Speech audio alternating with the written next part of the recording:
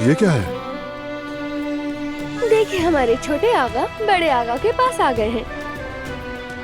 ये है मेरी प्यारी सी फैमिली। तुम दोनों वाकई बहुत खूबसूरत लग रहे हो माशाल्लाह। तुमसे नजर ही नहीं हटा पा रहा। तो हमारा सरप्राइज पसंद आया?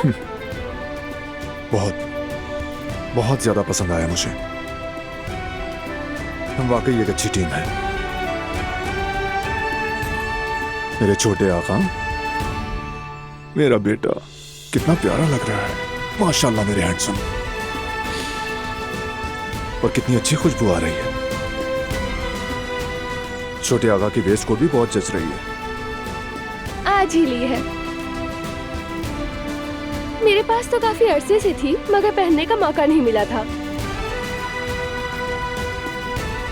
इस लम्हे को कैद करना बहुत जरूरी है। आए जरा अम्मी जान, आ जाए।